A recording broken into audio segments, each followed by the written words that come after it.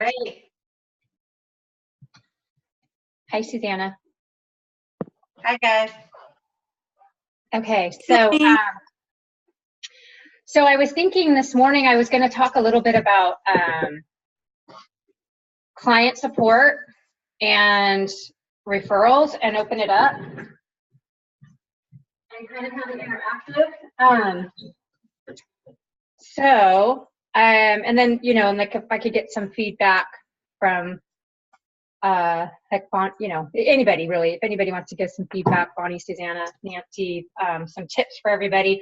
But I thought I would talk about it because I don't know if anybody had noticed, because I kind of got rid of the comments on our client page, but and then addressed them directly offline. But so we kind of run into this sometimes where clients feel neglected by their coach. And so I thought I would talk about client support, for one thing, to make sure we're providing good quality client support for our clients and that they know we're there for them. But yeah, also to be duplicatable still.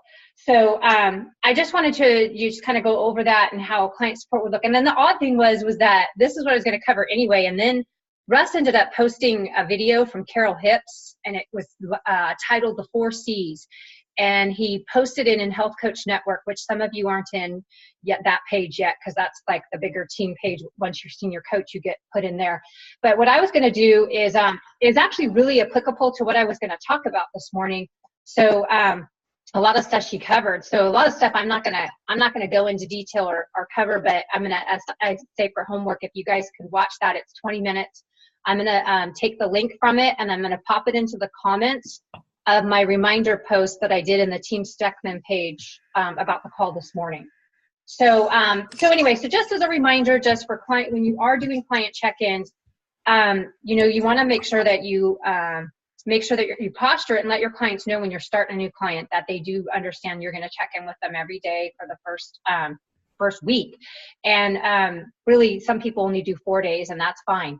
But just a reminder that to make sure that you do stay in structure with coaching your clients, and that you're keeping the calls to about 10 minutes at the most, because you want to be duplicatable. If you're taking a ton of time with them, then they're going to think, oh my gosh, she spends so much time with me. Like, they would never think that they could coach.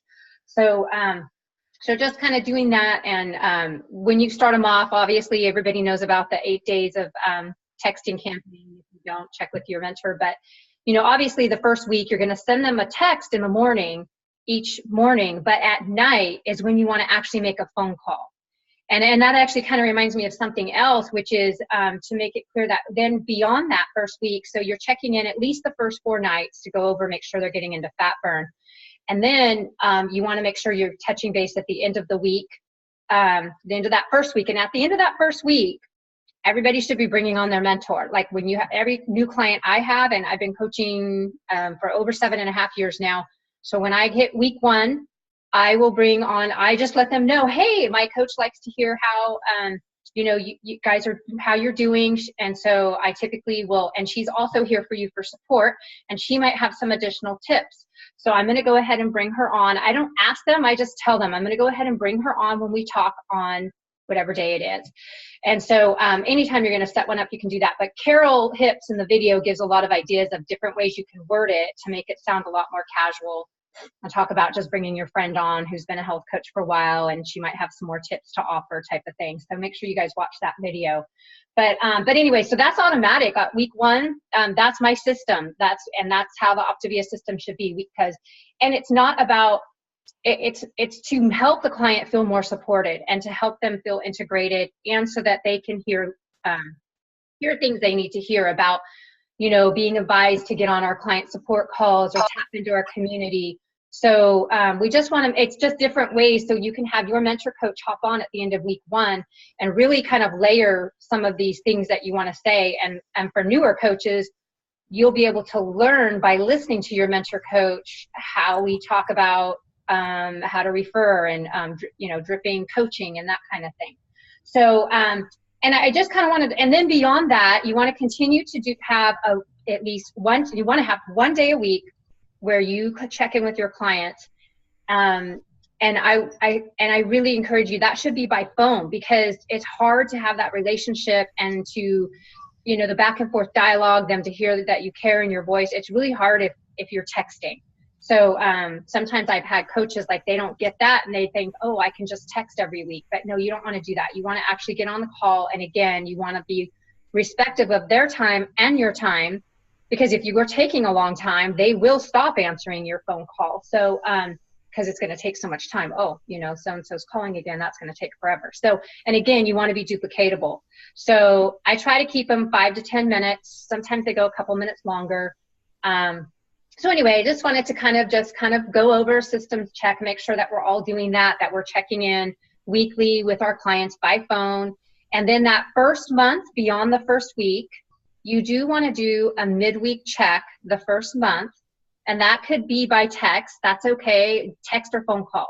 But just checking in midweek, since it's still early in the process of their program.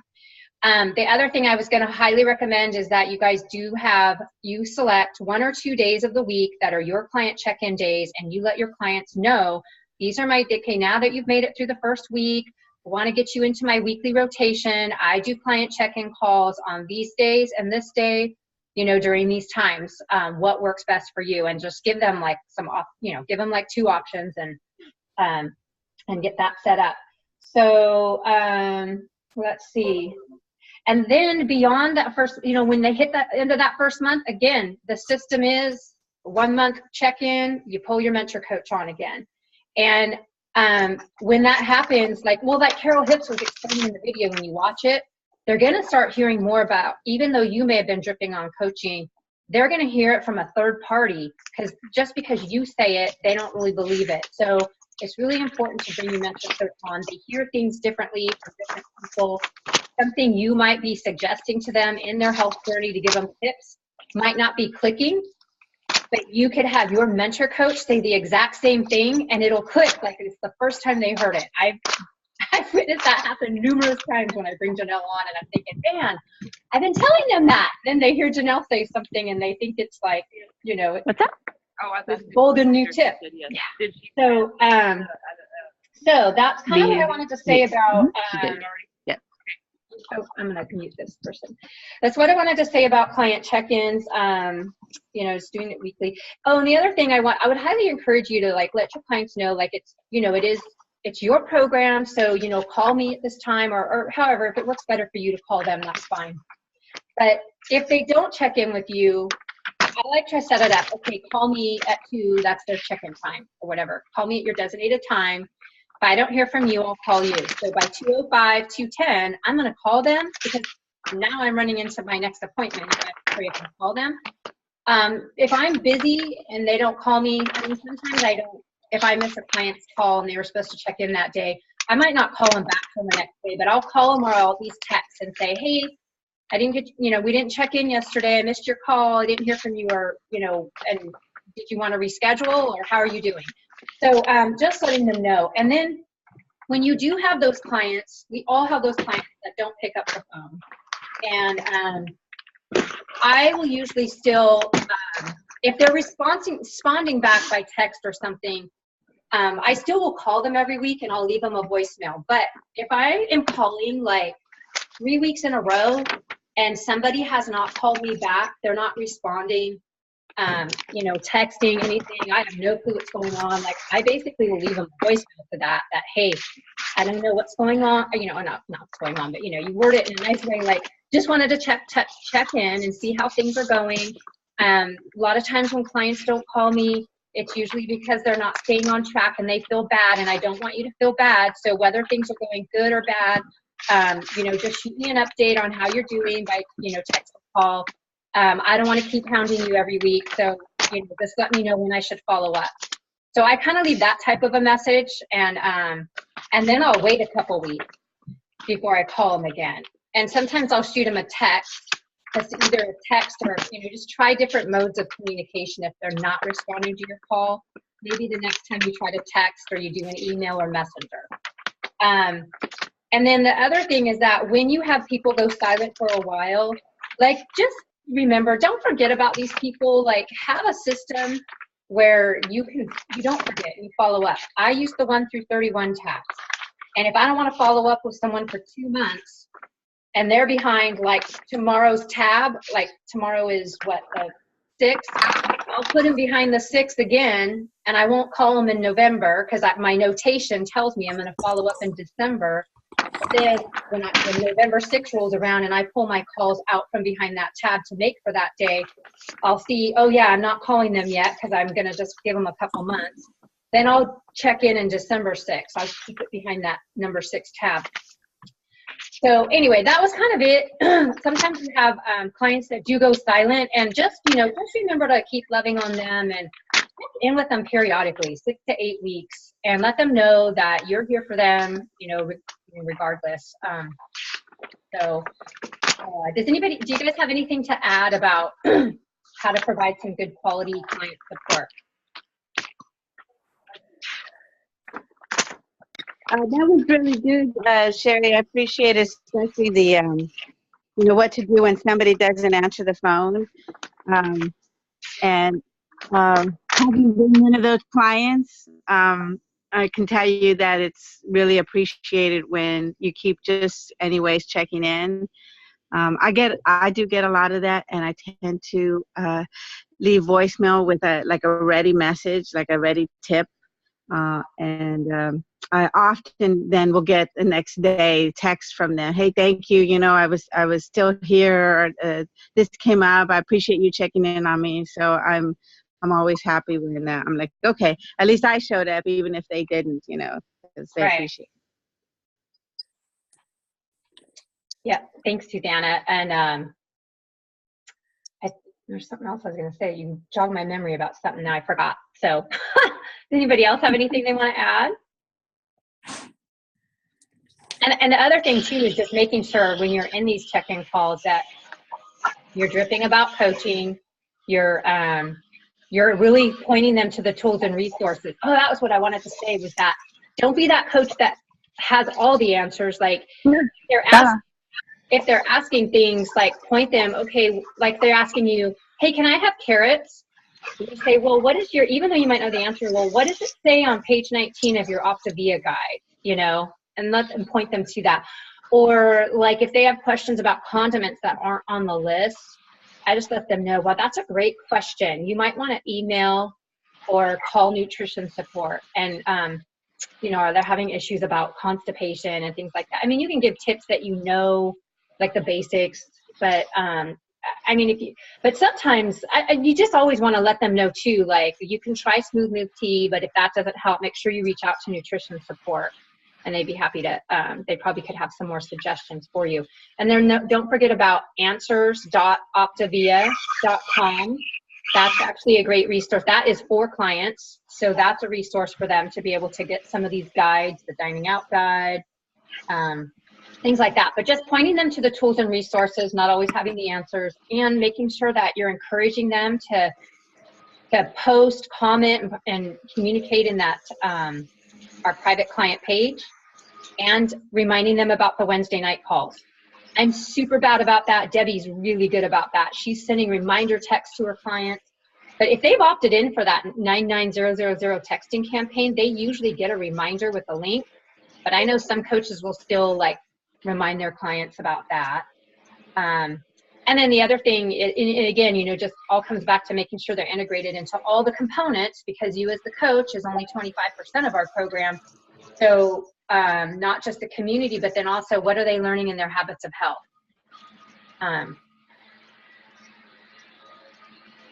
So anything else, you guys? Sherry? Yeah. This is Brenda. So what is that link for just clients? Optavia dot... It's answers. Oh, answers. ANSWERS.optavia.com. Also, I'm getting this kind of answers.optavia.com. Yep. Okay, so there's no at, just answers.optavia.com? Right, because it's not an email, it's a website. That's right. Okay, so here's my question for you. Everybody, I've got some people I've shared with, and we've been talking about the program. I've got people going, well, I can't possibly do this because I drink wine. And so I'm just not going to go there. Or they're on program. It's like, when can I have a glass of wine? So, I mean, obviously, I know we don't have wine on our program, but what is the tips that you use to address that?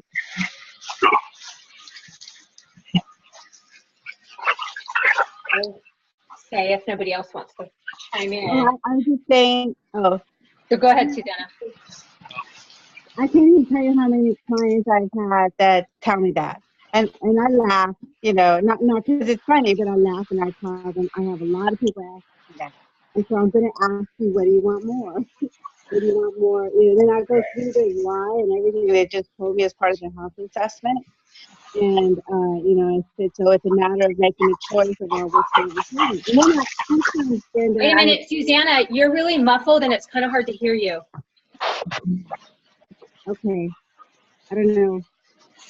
Were you kind of like moving around or? No. I hear a lot of noise in the background now. It's not me. Okay, let me mute. Okay, go ahead. Oh, maybe it wasn't you. Go ahead. I'm sorry. Keep going. I think it was Brenda's dog. It sounded like a. No, but I was just saying that a lot of people tell me that. And so I always ask them, what do they want more based on the health assessment we just did? And, to remind them, go through it and say, this is, and I tell them, this is why I was asking you these questions, because I'm trying to gauge, where you are as far as your motivation level. And if you were looking for a diet, then I would tell you this is probably not the right program for you. But since you wanted a lifestyle change and you're really committed to improving your health, then, that would be the reason to do it. And then I should say, you think you could try it for 30 days? If you could try it for 30 days and see how you feel, and if you don't like it, that's fine. And you can go back to your ways of doing, try it back on your own. I'll still support you. I said, but I'm going to guess that you're going to be really happy at the end of 30 days. And that often makes them think, especially women, because, it makes, and we're not trying to shame them, but, it makes them think, do I really need my glass of wine? Mm-hmm. Am I so desperate that I can't change my life because I have to have that glass of wine? So, and a lot of times people drink wine because they de-stress at the end of the day. I get that all the time. And I say, I think you'll find that this is a different way of relieving stress and you may not need it as much. So that's what I think. Those are great points, Susanna. And one thing I really liked what you said was pointing them back to their why, whether you just did the health assessment or whether they're a client on program and saying, when can I have wine? I tell them, well, you can have wine whenever you want, but if you choose to have, it's a matter of choices. If you choose to have wine, you're probably going to see a weight gain or no loss that week. You're going to bump out a fat burn. So is it really worth it? Or do you choose to, stay true to your goals and point them back to, you said you wanted X, Y, Z. This was really important to you. Has that changed? And, and usually it hasn't. Their why hasn't changed. And then, I remind people too, I just tell them it's not forever. It's just temporary. And the other thing that I do is I relate it back to because that was my issue. So I have clients say that to me or before they start. And I point out to them, yeah, wine, that was a hard thing for me too, because we used to drink it almost every night. We'd have a glass with dinner and we'd go wine tasting like quite often. That was our date time and our downtime. And so I thought I was going to really miss it. But what I found was that after a couple of weeks, I lost those cravings. My husband could be having a glass of wine. I didn't have a desire for it. And it was just, it was more important to me to get healthy. So kind of going back to what Susanna said, what's more important to you? And kind of like that, like she said, that you'll lose the cravings.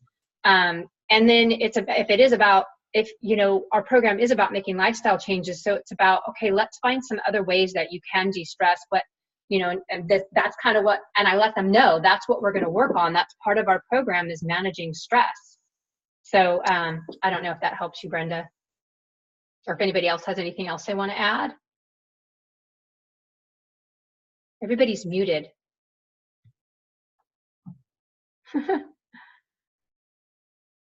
It does help. That helps a lot. Sorry. I had to find my unmute. That's all great advice, Susanna and Sherry, because it comes up, and I get it. I too used to enjoy wine, but I don't go there anymore because it just And why makes you don't feel you? worse. Well, number one, it really wreaks havoc with the diabetes risk I face, and I'm not I'm too focused on staying healthy. And also, I, like you guys all pointed out, I don't need it for stress release anymore because I'm now energetic and doing other things I enjoy. But more importantly, too, in business and stuff, I'm predominantly in a male field, and I don't handle drinking well, but I can't say that to clients necessarily. I don't know, and I'm not going to criticize anyone's behavior. But all you could do is relate it back to your personal experience and why you don't and what you found, and that it's not forever, and that it's just temporarily, and they can, if they make the choice to do it, they'll break out a fat burn. But and then I always point out too, I never went back to that habit of doing it every night. Now it's maybe a couple weekends a month. We'll have a glass or two, or we had the ladies over last night, and I had a couple glasses.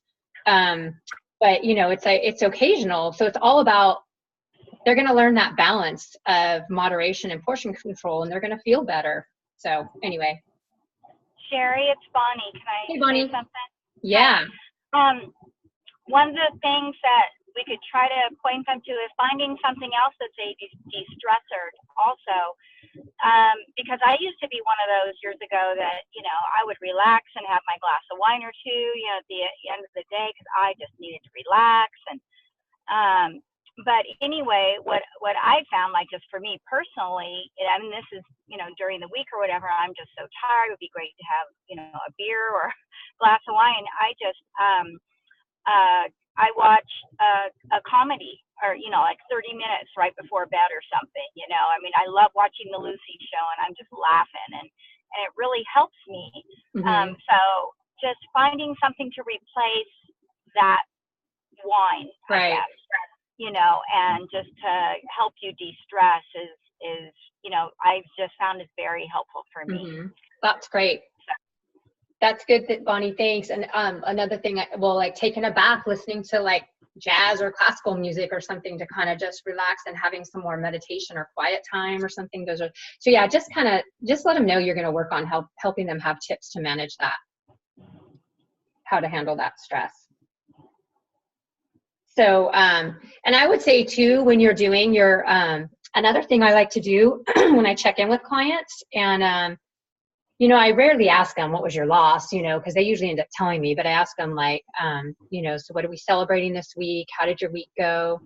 Oh, and a reminder that we do have some different questions so that you can, have maybe just take one question off there each week that you ask. So it's a different question each week, that the PDF file that's in the files of the Team Steckman page on our Facebook page.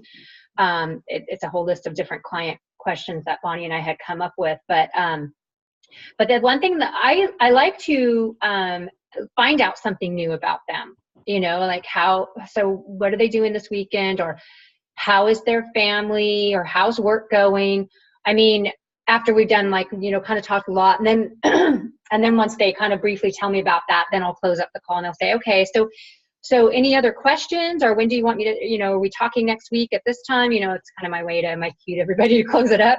But I try to find out something new, and a lot of times I don't even have to ask the question because they kind of share stuff with me, but really be listening to your clients and how their week went. And usually when you ask how their week went, if they're having a lot of stress at their job, or they don't like their job, or, oh my gosh, my car broke down and now we got to pay this, and that. Have your coach ears on to listen for how other ways, and other ways we can help them, other ways we can help them find freedom in their life. So, or even a question could be, so what do you want more of in life, or what's missing in your life? By asking these things, it kind of, it just gives us a little more of a picture about what kind of a life they want to create. Because if we really know that, we can listen for how, and then that's how you can drip coaching and say, a lot of times when I'm doing my client check-ins, I am listening for stuff like that. And then I'll tell them, well, like you're struggling staying on program. Coaches are 5 times more likely to keep their weight off and reach their goals because they're constantly reinforcing their health goals as they're mentoring people. It's a great extra layer of accountability. And I think you'd be great at it because you love people, so would you be open to exploring what that might look like for you? Just kind of, working things like that in, or if they're hating their jobs, or they want to, I'm going to have to work till I'm 70. Well, what if, what if you could have an exit strategy and earn a substantial income that actually replaced what you're making now, or more than that, and you were able to leave that early? Would that be something that you'd be interested in? And would you be open to exploring that? So just kind of looking for, ways where you can drip coaching or ask if they're open to exploring. So just trying to find out if you could try to find out something new just about every call, just one thing. It wouldn't take long, and then you just kind of get to know your clients a little bit better and build that relationship. So, all right. So, and then Nancy put in the chat, what's a ready tip? I don't know what you mean by that, other than maybe I was talking fast and I. No, it was Susanna. Susanna.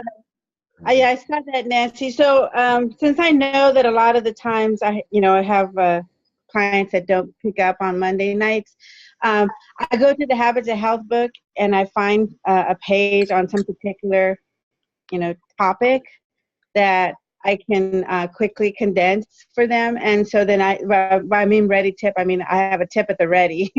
And so then I'll leave a voicemail. I say, so, sorry I missed you too. I'm leaving. Let me leave you with my tip of the week, and then I'll say blah blah blah, and then I'll point to the Habits of the Health book page where you can find it at. So it's just a way to give them some value, because that's what they tell us. Give your clients some value somehow, and then also take them back to the book. Okay, that makes sense. All right, thank you. Yeah, that's awesome, Susanna. So do you do you kind of let them know? Do you just kind of give them a tip? Did you say that you tell them where it's at in the book? Yeah, I usually, I'll say hey, I'm sorry I missed you. This is our weekly Monday night check-in call. I know you might have gotten busy. So let me know how your week went. When you get a chance, you can shoot me a text if that's easier for you. And I'm going to leave you with my tip of the week. Dr. A talks about the de-stressing, blah, blah, blah, blah, blah. So there's a great passage about that on page blah, blah, blah, and chapter so-and-so. So take a look at that, because, this is all part of the program is, taking through. However I say it, I just end up saying the same thing, but at least I feel like I'm giving, not the same thing like every week. I just figure out something different to say to my people that I don't reach. And, well, that's really good. So you kind of pick one that you actually use for anybody that week, or do you just? I actually pick one, I have the book right there by my desk, and then I find something. So then even with my clients that I do reach and we are talking, I tell them the same thing. I say, hey, and let me give you the tip of the week, and there's some really great ones, because in the book, like a lot of books, they'll highlight some portions. It'll be off in a separate highlighted box on the margins. And it usually emphasizes whatever the lesson or whatever it is that he's talking about in the actual chapter. So for me, that makes it easy to find. I'll look there and then I kind of briefly look at them. And sometimes I've taken Post-its too, so that I can have a few ready, for a couple of weeks. And then I'll just flip to that, and then I'll tell them, okay, well, this is a tip that I'm sharing with all my clients this week. Just kind of highlight another aspect of our Habits of Health system. So. Okay, great. Thank you. Mm-hmm. That's awesome, Susanna. I love that. And because that's what we should be doing, is sharing every week. What did we learn the last week? What have we learned in our own health journey? And just share it with your clients. And so I think that's great. And that's one thing I'm doing, is I'm going through the Habits of Health book again. And I feel like I'm getting so much more out of it going through it again now at this phase of my journey than I did, in the first 2 months. So, and I hadn't gone through it really since, to actually study it I kind of flip through it to reference things, but you're right. And it gives me things, it gives me quotes or something to say on Facebook, and it can give you, and to add value to your clients. So I love that. That's really good. That's a very, very good tip that we should all incorporate, is to try to add value and give them a tip. And because then it also points them, hey, like it makes them maybe intrigued. Okay, well, let me go see what else it says, and now they're in the book. Yeah, because that's my weakness, is I've not read that book all the way through. So, and that should be my goal. I'm not between here and next week, guys. I can't read that fast because you don't have that time. But anyway, yeah, thank you very much, Susanna. That's a great idea to really make me dive into there, even if I can just go in there every week and find something that interests me and then have it to talk to my clients. So, but I have a question. I have a client that was a lead, and I think I've talked to her on the phone once. She's she owns her own business. She's very entrepreneur, but she is very, anyway, she's intimidating to me, I guess. Because she doesn't really want to listen too much. So I text her, I send her all the text messages and stuff like that. But I just need how can I don't even know how to ask this question. How can I teach myself not to get into that mode of, well, she's an entrepreneur, she knows all this stuff, she's not going to listen to me. That's what I'm saying in my head. Well, Nancy, what you need to tell yourself, though, she may be really good at what she does, and she's an entrepreneur, but she does not know this program like you do. She does not know what is potentially possible for her like you do. So you're the professional as a health coach. Okay. So just like letting yourself know that and be confident. And I mean, you've been a coach for how many years? 5, almost 6. Yeah. So you have a lot more knowledge. I mean, you're kind of underestimating yourself, I think. And she doesn't know what you know. So just reminding yourself of that. Okay. I don't know, Susanna, Bonnie, Debbie, anybody else got tips for her? I mean, that's easy to say. What I just said is easy to say. It's harder to do, but, and maybe kind of having like a tip, like Susanna just suggested, maybe kind of having something ready at your fingertip. And, I should make sure, did she watch I didn't watch it yet, but last night the Habits of Health, Dr. D. Garcia did on breast cancer. Wednesday night? No, I didn't watch it. I missed it. So. Yeah, but anyway, but yeah, just kind of pointing her to some tools and resources. But yeah, I mean, you just coach her like you would any client, Okay. Find out how she's doing. Just be personable with her. Okay. Yeah, I would, if I can suggest something, Nancy, I think, having had my own business at one time, and a lot of you guys have, it's just the busyness. And sometimes just being really transparent with her and saying, I have, after, kind of establishing yourself. I've been coaching for over 5 years, and I know you're running a business, super busy. What would you find most helpful? What was that?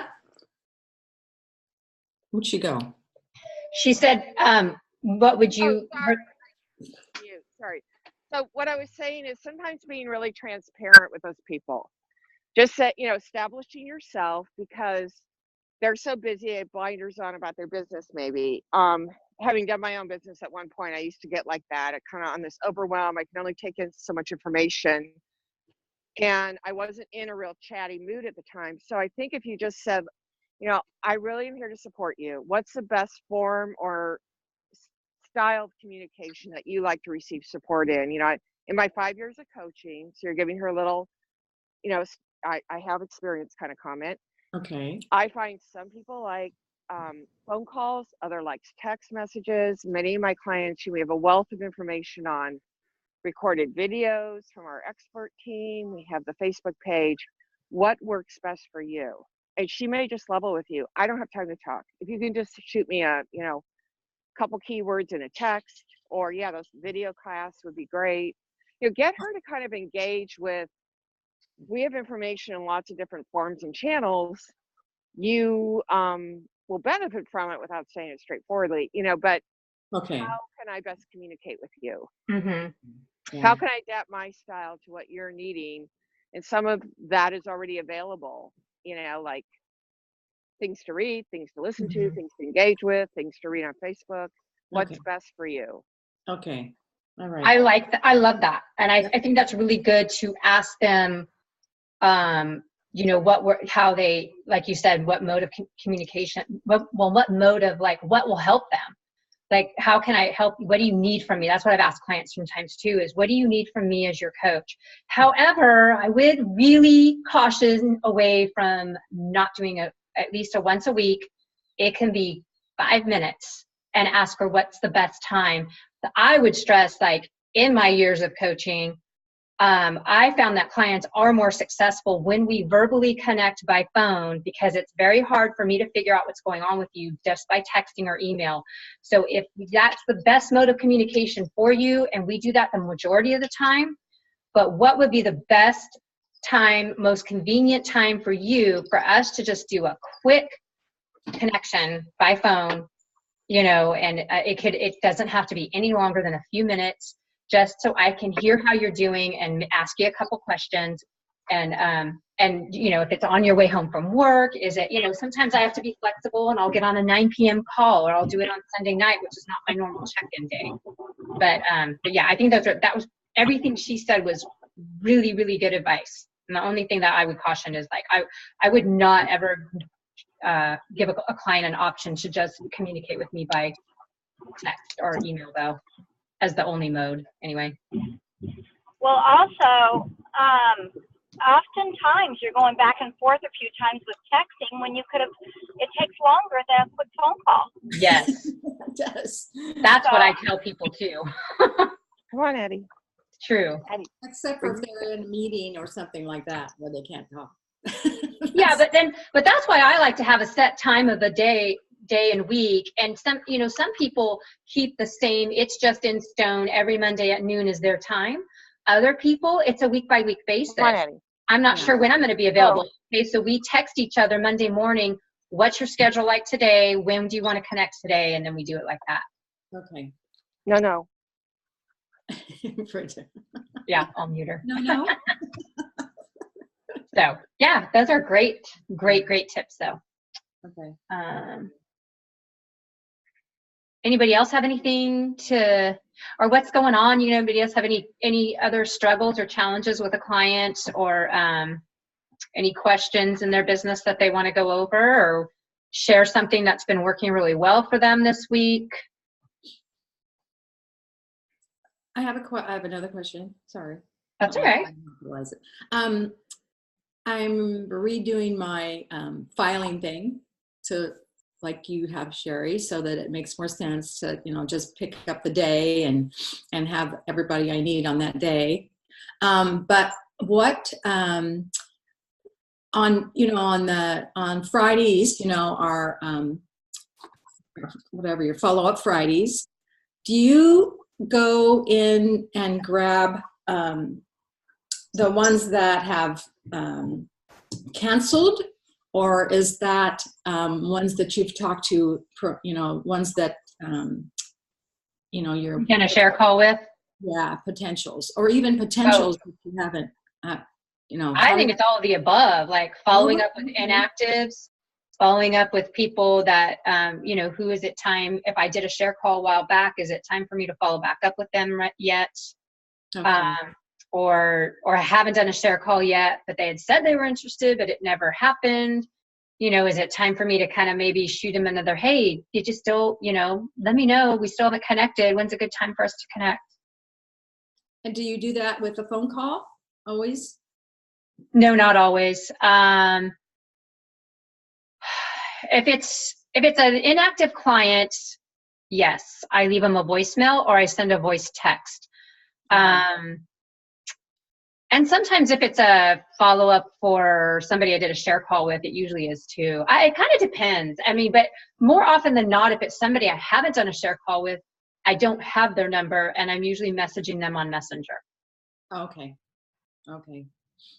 But that's a good way too on Follow-Up Fridays to go through Messenger and go deep into scrolling through and looking at some of your old conversations to see if you've missed anybody that you maybe did say they might be interested, but then they never got back to you and you didn't start a health assessment. So now you forget about them because you don't have that health assessment. Because I usually will start a health assessment before I, even know if they'll ever be a client. But if they give me any inkling that they might be interested in hearing about the program at some point down the road, I start a health assessment on them so that I can use that as my tracker. Okay, I'm going to follow up in 3 weeks, because in Messenger, I forget once it's not bold anymore. I forget about that message gets buried and then maybe I didn't respond back. But anyway, that's kind of a good thing to go through that periodically too and check. So where do you keep that? Your potential clients that you've talked to, or you've done a profile? I do it. I put it behind. I use my 1 through 31 tabs for everything. No matter what, huh? Okay. Mm-hmm. Yeah. All right. I mean, and sometimes that I will say I have a lot of inactives, and that got way too fat. So my inactives go into, they just all are really in a stack, and I'll go through them. I just fish through them by hand. Okay. Some people keep them in a binder. They have a follow-up binder, and they'll go through that. Some people may keep that alphabetically by name. Or they might keep the most recent one on top. I'm not really sure if anybody else has any ideas on how you guys do follow-up. People that said I have clients that say, cancel my order. I want to cancel my order for a while. And then I forget and, let them drop off. I don't call them every month or anything. So, so what do you do? So what's your status for like every third month you call them when they say they want to get back on sometime? Well, I would ask them then in that conversation, when do you want me to follow back up? And they usually tell me like, okay, I'm going to follow, around November or when the kids get back in school. Okay. And then I put it behind that date. Okay. For me, that's how I do it. But so when the kids get back in school, end of August, okay, I put it behind the 31st tab. If it's June, I'm going to hit that 31st tab at the end of June. Well, I know there's no 31 days in June, but in July, I'm going to hit that 31 tab. I'm going to pull out everybody I have behind there, and I'm going to see my notation. Oh, but this person, I'm actually not calling them today on July 31st because they said when kids are back in school. So I pull out everything else and I leave that one behind the 31 tab. And then when August 31 comes up, it's still there. And then it reminds me to call so I don't forget. Sorry, guys, that I'm monopolizing this with are there any other questions? Because I know we're going to need to wrap it up, but I just want to make sure if anybody else had anything else they want to ask or share. Just a real quick question, Sherry, about you said that you pull Janelle on your client check-in calls, after the first week? Yes. Okay. Week one. So do you schedule that ahead of time so Janelle knows that you're going to be calling her? Yeah, I book it. Sometimes I have to change my client's check-in time to match her thing, but yeah, I book her. I just go to her online calendar and I tell my clients on day 4, I'm asking them, it kind of depends on the person. Sometimes I continue to touch base nightly, but usually on day 4, if they're doing good, I ask them, what do you want? You want me to continue to check in nightly, or are we going to check in at the end of week 1?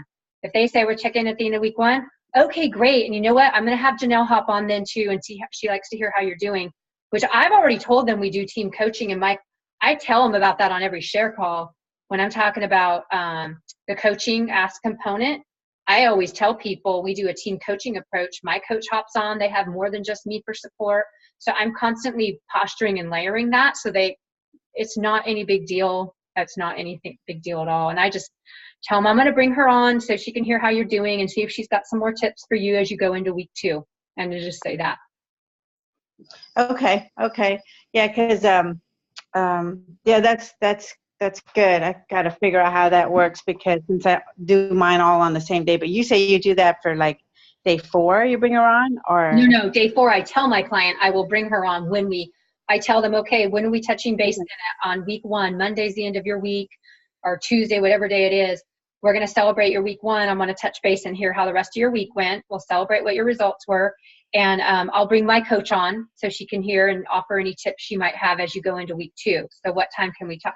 Or I will look at Janelle, because I'll pull up on my phone as I'm talking to them. I pull Janelle's calendar up and I just book it right then when I'm on the phone with my client. Okay. All right. And that's oh, go ahead. What? Yeah, I said, because that's the part that gets that always gets so tricky and hard for me, is trying to schedule the celebration calls and just lining up our calendars. Yeah, nightmare. It's hard and it would be hard to do a bunch in one day. So I just kind of do them as they come, as they hit their 1 week, as they hit their 1 month, as they're hitting their goals or milestones. I'm trying to regularly pull her on so that she has a relationship with them.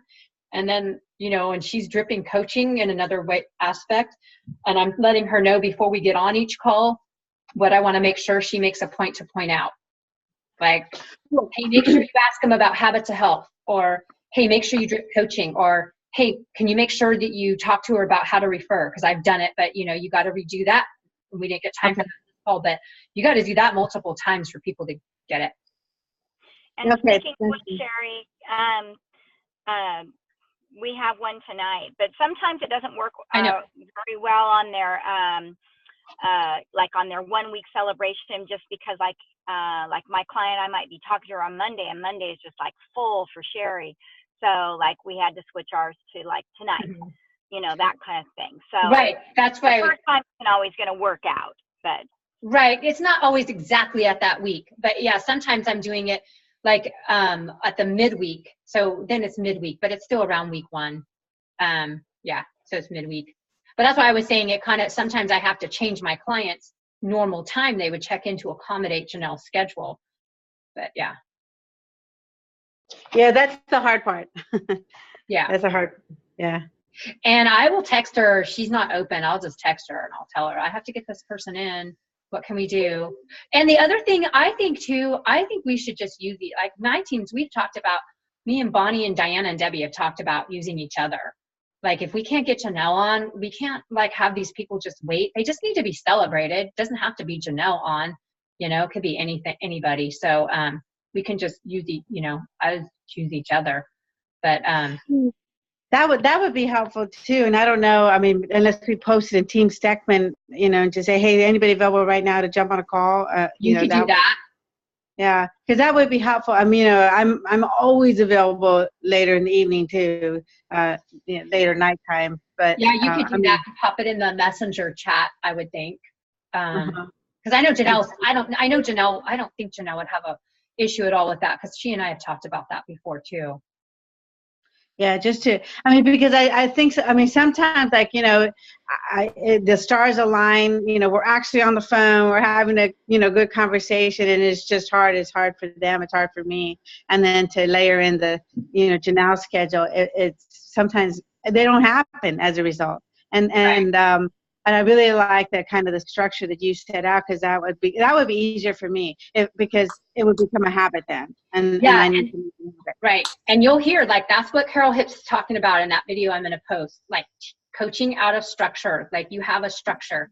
You do your post here, week 1, the month, and checking in weekly. I have a check. I use a Word. I made myself a Word document checklist for client, and I send it to my new coaches and stuff, so they utilize that and they write the date that way they don't forget things, like add to the, I mean, I know we have a checklist on the back of the health assessment, but the one I did is a little more extensive, but it has on there, the week 1 celebration, the month end of month, getting them on with your business mentor, anyway.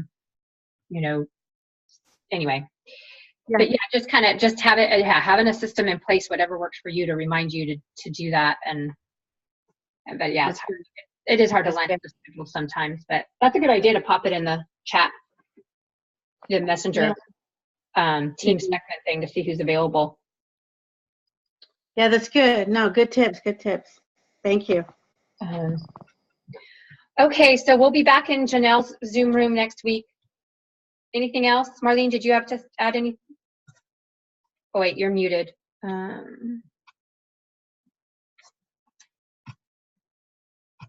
Okay, so did you say we can send our clients to the answer on Yes. the computer?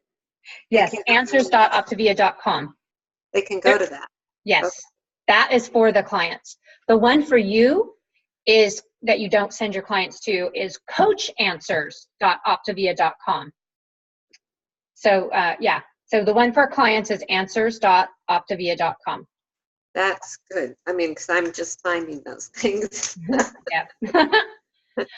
Okay, so next week, ladies, we're going to be, and any guys that might be watching the recording, we're going to be in Janelle's Zoom room. I'll post the recording link to this in the comments of my reminder about the call when I posted about it yesterday in Team Steckman.